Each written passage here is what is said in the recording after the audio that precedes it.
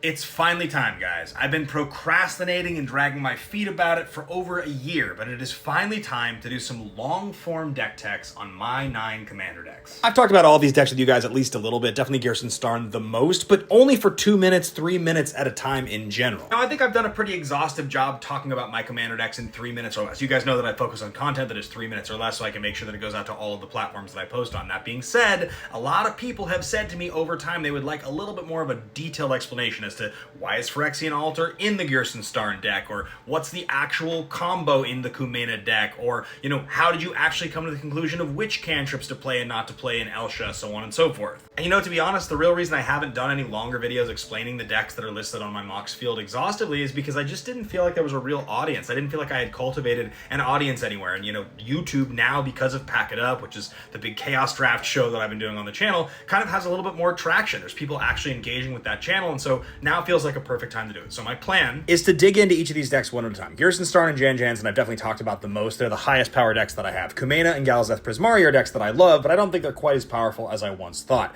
Elsha is my most recent deck, and it's a deck that is supposed to be a 3. I don't know if it really is. Eluge is my mono blue deck that is tricky, but not that fun to play against. Jor-El's probably my weakest deck, and Balloon Man's like a combo deck, but it's a bit too similar to Jan Jansen, I think. All of the decks, whether they're up to date or not up to date, can be found on my Mox Field, which is linked in my link tree. And of course, all of the videos I'm going to be doing are brought to you guys by the good folks over at Ancestral MTG, which is where I get a lot of the high-end singles for those commander decks anyway. If you ever want to check their stuff out, hit that link in my bio. You can actually get 10% off on your first purchase of $250 or more, no matter what you're buying. A guy bought like 3 unlimited duels and a Mox yesterday and got 10% off. He saved like $1,000. But they have duels, cradles, lotuses, all kinds of crazy stuff. Just use Bateman10 at checkout to grab that discount. So of the 9 commanders that I'm going to start with, obviously by the time I'm done with the series, I'll probably have built more decks. Which one you want to see first? Which ones are you the most excited about? Which ones are you the most curious about? Let me know below in the comments.